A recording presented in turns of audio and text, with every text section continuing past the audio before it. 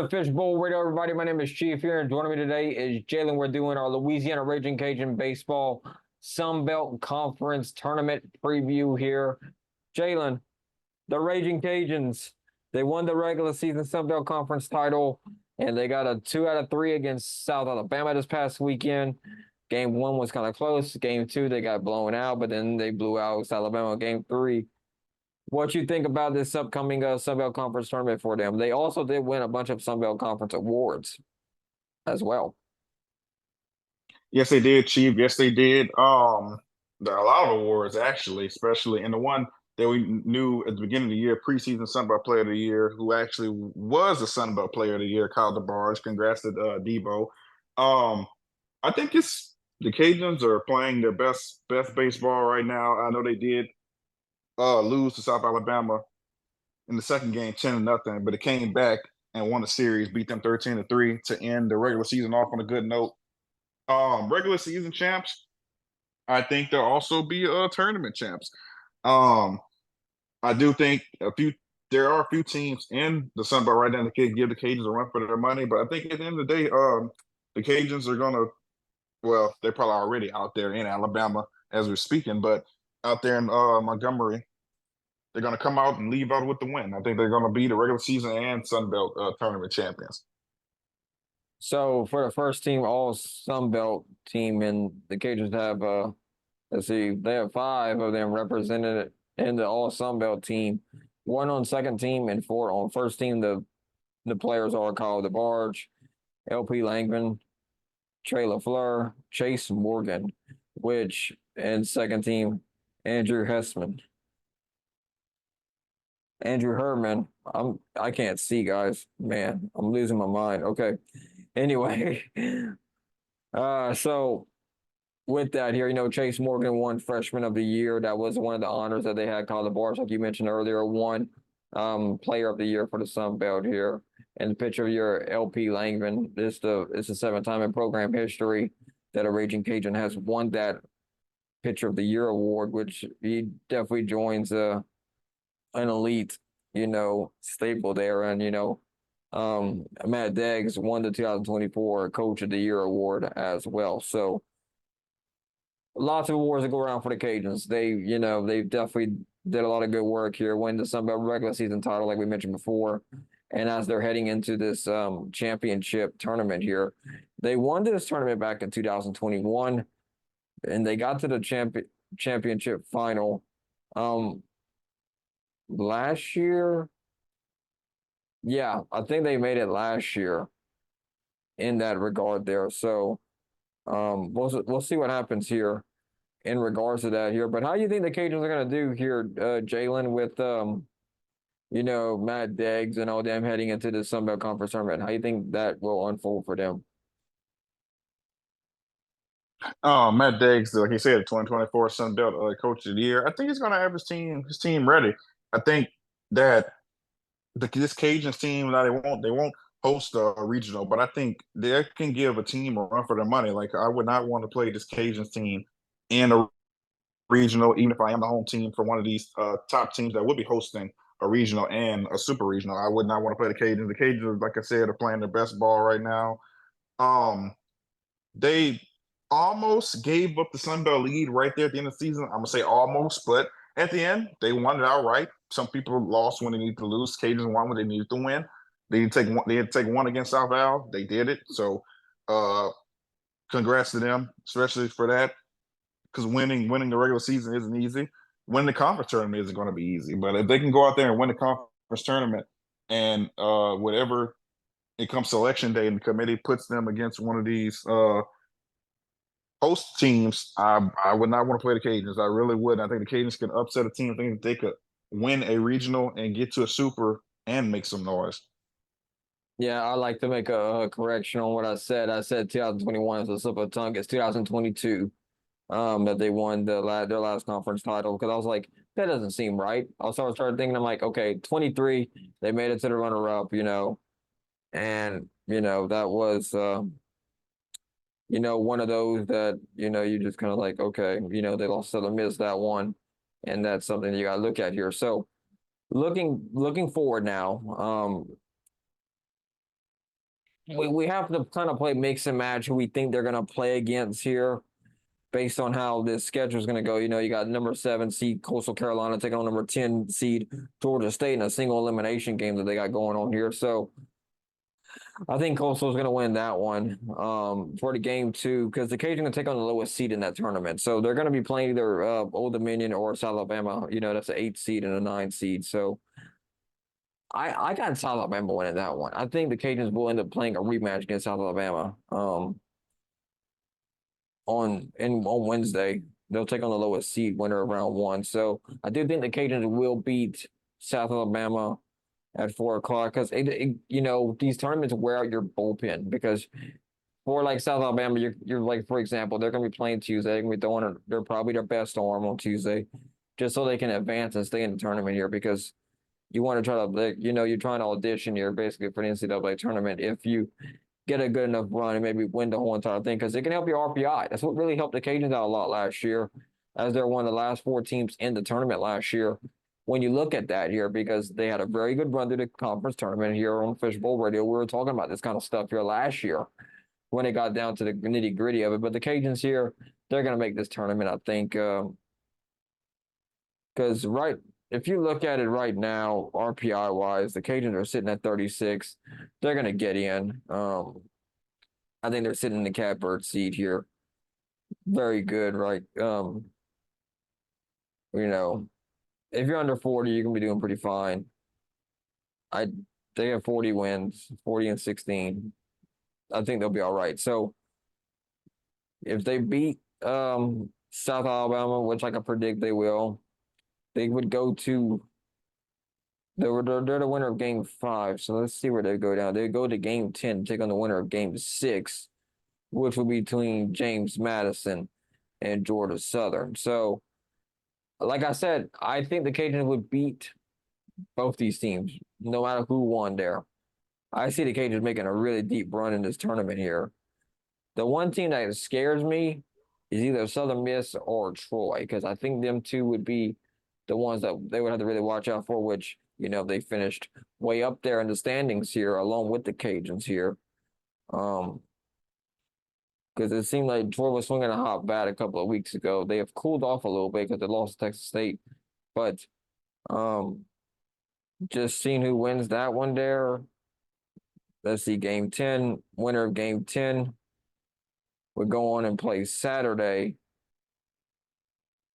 in a semifinal game. And it's a double elimination here. So at that point, when the Cajuns play, it's going to be double elimination, their first game. I don't know if I mentioned that, but winner of game 12, if you're to lose at game 10, which would be, in our scenario, would be either James Madison or Georgia Southern, they would play in that game 12 matchup against the winner of game 8, which could either be the loser of game 5 or loser of game 6, which could be South Alabama here. If they manage to, if they lose, they won't be knocked out at that point here. They could very well come back and run the table and get back in this here. But I see the Cajuns making a really deep run in this tournament here. They did it the last 2 years. I wouldn't be surprised if they did it again this year. I do think this team is better than the team last year. So with that being said, I think the Cajuns take it. I think they're going to actually win this tournament again this year. I think as long as if pitching can do their job very well, I think I got them taking this Sunbelt Conference tournament. I think they'll take the whole thing here. Now, the one that concerns me is Troy. If Troy gets hot in this tournament, they'll probably end up beating the Cajuns. I think Troy is a better team when they're hot than the Cajuns are. I know we took some flack when I said, are the Cajuns getting too out too early? And I proved to be right in that point there. They almost gave it away toward the end of the season there because they had a very easy beginning part of the schedule. So, but they managed to get through the tough part of the schedule, win the regular season conference title, which is, we were kind of looking at it from that way and just kind of looking at that kind of thing. But I think if, I don't understand that. I don't know why they keep pitching to Kyle DeBarge, all these Sunbelt Conference teams, but he just continues to keep hitting home runs. He set the regular season home run record for the Cajuns. He broke the all-time home run record. He's at 20 right now. So, look, as a Cajun fan, I love it. Keep pitching to him. But as a baseball fan in my head, I'm wondering, what are y'all doing? Like, just walk the guy. Just put him on base and try to get the next guy out, in my opinion. But hey, I'm not complaining that they're pitching to him. What you think, Jalen? Oh yeah, I'm not complaining either. Chief, keep pitching to him so he keep hitting these home runs. I mean, he broke the record for a reason. These teams, especially in the Sun Belt, keep pitching to him. So I mean, he's hit multiple home runs in games before, and this the reason why he was voted preseason, and now he has been crowned the Sun Belt Player of the Year. So, Jalen, how deep you think the Cajuns win this tournament? Oh yeah, I think they'll win this tournament. I know you said that if you're looking at the tournament bracket, they'll play the lowest seed, which I think would beat South Al. They beat South Al. They go into a game against either Georgia Southern, James Madison. Either one, I think they'll win. So I think at the end, I think the Cajuns will. I think they'll win the conference tournament. Yeah. I I mean, like I think Troy's kind of like the dark horse one for sure. Like he's sitting there, it's gonna be a tough one, regardless. I just don't want the Cajuns to play Troy for sure. That could very well happen though. I mean, they're definitely, they're at least guaranteed here. Hopefully Troy gets knocked out early in this ordeal or loses the game early that way, like in case they do, because Troy's the one team I think the Cajuns like could lose against here. But then again, they did play on the road. Like I say, playing at home makes everything a whole lot easier for you. Playing on the road here. I mean, Troy, they did tally a conference best five all Sunbelt second team honorees. So I mean, look, they're right behind the Cajuns for sure in terms of the awards here. So we'll see what happens though. I think the Cajuns are looking pretty good here as we go together here. And Jalen, let's touch on this topic here a little bit here. Let's talk about Louisiana Ragin Cajun softball here for a little bit here. I saw a article earlier today posted by the Advocates, which their beat writer is Kevin Foote, and he asked the question: do you think the Ragin Cajun softball team underachieved this year or overachieved? I think it was kind of like trying to see like was this the best defensive team that Gary Glasgow has had? And I know I thought for sure that this Raging Cajun softball team was going to go to Oklahoma City because of their previous experience with going to a super regional last year. Now they fell short of that this year. Did they underachieve? That's what I'm going to ask you this year, Jalen. I want to say they underachieved because I think the way that Jerry Glasgow, head coach Jerry Glasgow, got the schedule, he was like, all right, you know what? We're going to play these top teams. I'm going to schedule these top teams so that way we'll have not only great competition, we can get some wins. We'll be able to host a regional that we haven't hosted in years. Okay, mission accomplished. They were able to host their regional. But like you said, Chief, I think they underachieved because we thought that this team right here, with the experience they've had, were going to make it to Oklahoma City. So the fact that not only did they host a regional, but they lost the Lafayette regional to a good Baylor team. I would say that, but the fact that they still lost, I think they underachieved this year, and I really thought they were going to go to Oklahoma City. I really did because they had a great team this year.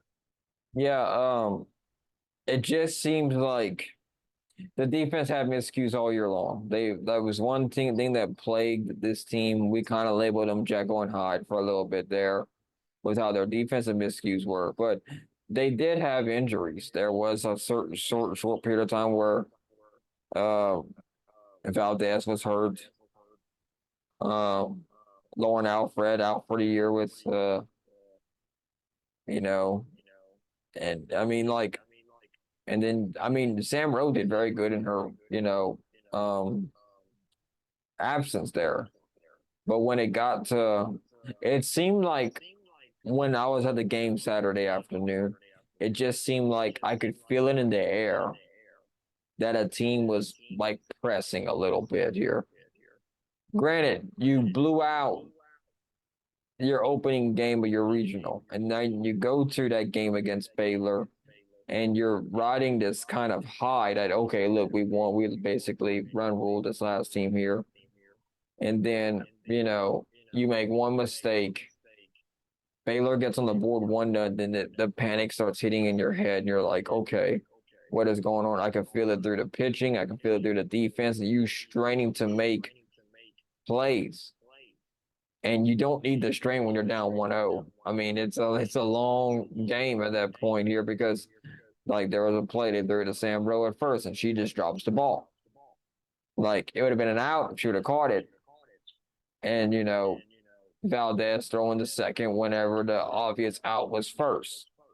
It's fundamentals. The fundamentals will take care of you 95% of the time. Mental errors, just being in that moment, which kind of shocked me because they went to Baton Rouge last year. But if you look at the numbers here, pitching wise, they they wasn't as good pitching this past year. They definitely took I think they were like 235. Last year was 180 something, but was that because of the bad start earlier in the year when they played these higher level ranked teams and had one of the top five hardest strength of schedules in the country? Uh, that's all probable cause. Did they beat themselves up too much when they got to regionals? Then they were like, okay, we just ran out of gas in the tank, which it does happen. You play tough competition all year long, it just beat you up basically. And, that's going to be something that's worth considering here. But it sucks for, Gary Glasgow and, being in especially in the softball in the Sunbelt Conference, which has gotten better over the years, but it's still like RPI wise could be played a little bit better here. But with that being said here, it's going to be one of those things like, did you beat yourself up too much earlier in the season? Then you had to hurry up and win these games toward the end. You did get a ranked win, a very high win against number one Oklahoma, and broke that consecutive winning streak that they had going on since which dated back like 60, I think was it 65, 67 games. And did you beat yourself up too much during the year is what I'm wondering what happened with the regional year. Not taking anything away from Baylor. Baylor made some great plays out there. They were ready to play that regional. Kudos to them. They play in a very tough conference, in Big 12. When you got Oklahoma, Texas in your conference, you're gonna bring it. So, um, that was one. I mean, Baylor won the series earlier in the year. I thought the Cajuns would beat Baylor. I thought they were going to be, being at home, they would play a lot better, especially in that first game that we went to. Like it ended in 5 innings, and it was like a shell shock here. Then the Cajuns jump on Baylor and stuff. So I mean, look, it happens. We'll see what happens in the next one. But yeah, Jalen, like it was just like you could feel in the air of that stadium here. I think they got mentally, I don't think they were mentally ready for that regional. I mean, I think the moment was just, you know, they just couldn't grasp it in their mind. Especially with that first game, they played better. They got their nerves under control. I figured they were going to lose a game in this regional. I didn't think they were going to lose it like that. And I think if they would have lost it a close game, like they did when the elimination game that got them eliminated, if they'd have lost that game, would have been the first one they lost. I think they would end up beating this regional. But I mean, it's just a really tough way to lose and stuff. But you know, they're going to return a very good squad next year. It's very hard this way. Players might transfer out and stuff, but we'll see what happens here once that transfer portal business starts going away with it. But we'll see. Uh, what you think, Jalen? I agree with you saying, Chief, because I think maybe one or two. I don't know the top of my head right now. Maybe the one or two players might be gone, but the whole team is coming back. Not the whole team is a senior. Jared Glasgow is still gonna be the head coach. So I think it's gonna be another great season for the Cajuns. I think they'll have a better season than this year because they're gonna see what it takes to not only host a regional but to win one at home. Yeah. We'll see what happens with all that here. Thank you for tuning in here to the Fishbowl Radio. We hope you have a great and wonderful day here. Um, like us on all our social media pages, Facebook, Twitter, Instagram, TikTok, Threads. We're on there as well. Just trying to get the word out there. Thank you for tuning in here. We have a great and wonderful day. We're the only Acadiana podcast with over 1,000 followers on 3 different social media platforms, baby. We are not one-trick ponies at all here on the Fishbowl Radio. Thank you for tuning in. Hope you have a great and wonderful day. See you here next time here on the Fishbowl Radio.